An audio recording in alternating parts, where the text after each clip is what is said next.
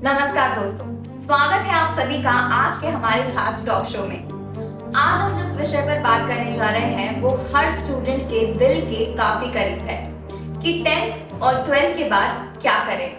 और इस विषय पर चर्चा करने के लिए आज हमारे साथ मौजूद है लेखक, शिक्षक और मोटिवेशनल गाइड श्री रूप किशोर जांगीर जी, जिन्होंने इस विषय पर एक शानदार बुक लिखी है 10th और 12th के बाद क्या करें। तो चलिए शुरू करते हैं इस ज्ञान और प्रेरणा की यात्रा।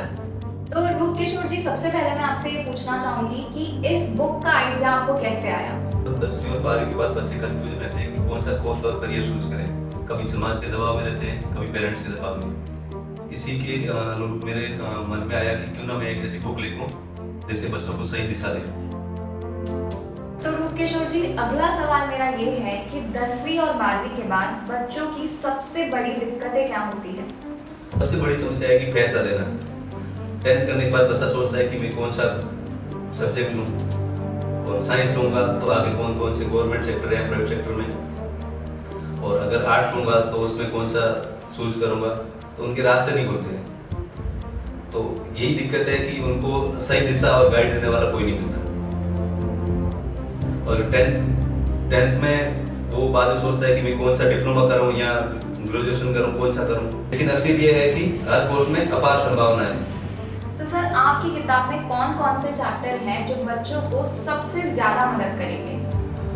10th के बाद ITI, डिप्लोमा और घर बैठे काम करने के तरीके, और 12th के बाद है कि आप ग्रेजुएशन कर सकते हैं, और अगर विदेश में पढ़ना चाहते हैं तो विदेश में कैसे करियर चूज करें, स्पोर्ट्स में कैसे अपना करियर बनाएं।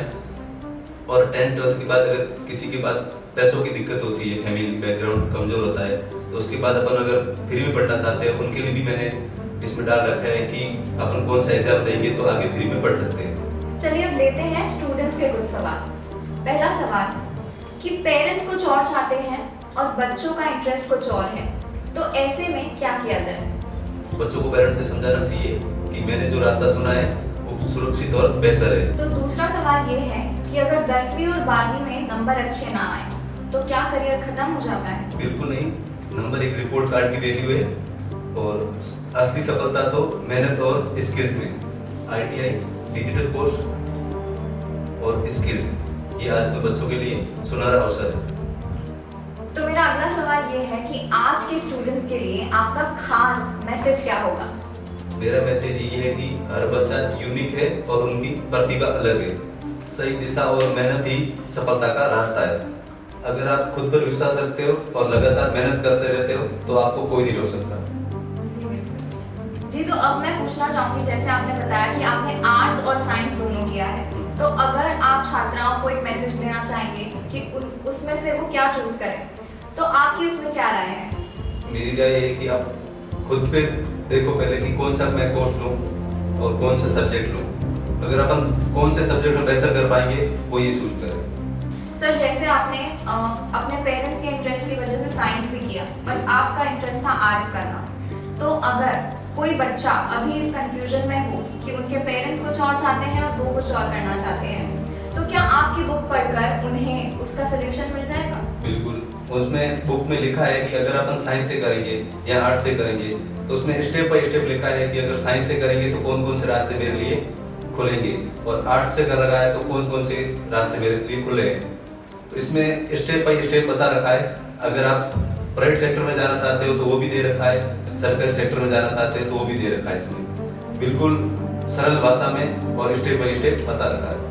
मतलब हम ये बोल सकते हैं कि बच्चों का कंफ्यूजन, जितने भी कंफ्यूजन होंगे वो कहीं हद तक सॉल्व हो सकता है। हाँ, खुद ही डिसीजन ले सकते हैं ना इसमें। तो पेरेंट्स कुछ बोले या खुद पेरेंट्स को बता सकते हैं कि देखो इसमें अगर मैं ये कोर्स करूंगा तो इसमें कौन कौन सा रास्ता खुलेगा मेरे लिए।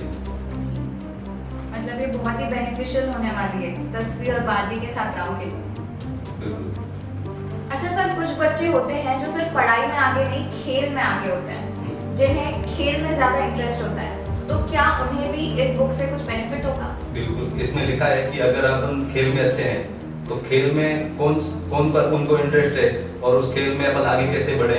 डिस्ट्रिक्ट से खेले अपन, डिस्ट्रिक्ट बाद स्टेट में कैसे जाएं, इसमें स्टेप बाय स्टेप बता रखा है कि अपन अगर गेम खेलेंगे तो गेम खेलने के बाद अपना भविष्य खत्म नहीं होता है, उससे आगे कैसे बढ़े वो भी रास्ते बताए गए हैं। तो किशोर जी, कुछ बच्चे हैं जो विदेश जाके पढ़ना चाहते हैं, तो क्या इस बुक के माध्यम से उन्हें कुछ गाइडेंस मिल सकता है? बिल्कुल, इसमें मैंने लिखा है कि अगर अपन 10th या 12th करने के बाद विदेश में जाके पढ़ना है तो कौन सा वहाँ जाके कोर्स करना है, या इंडिया से कौन सी स्कॉलरशिप मिलेगी, जो अपन को विदेश में जाएंगे तो सपोर्ट मिलेगा, इंडिया से नहीं मिलेगा, वो भी इसमें दे रखा है। और कौन सा कोर्स कर सकते हैं, MBBS है या डिप्लोमे है, डिग्री है, वो भी कर सकते हैं अपन। दोस्तों, अगर आपको ये चर्चा पसंद आई हो और आप अपने करियर को एक सही दिशा देना चाहते हैं तो रूप किशोर जहांगीर जी की ये बुक 10वीं और 12वीं के बाद क्या करें जरूर पढ़ें। यह किताब Amazon, Flipkart और Play Store सभी जगह अवेलेबल है।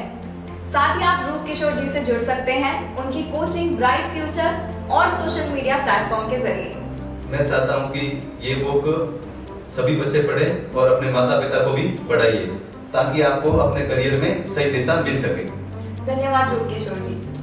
मिलते हैं अगले एपिसोड में, तब तक सीखते रहिए, आगे बढ़ते रहिए और अपना ब्राइट फ्यूचर बनाते रहिए। धन्यवाद।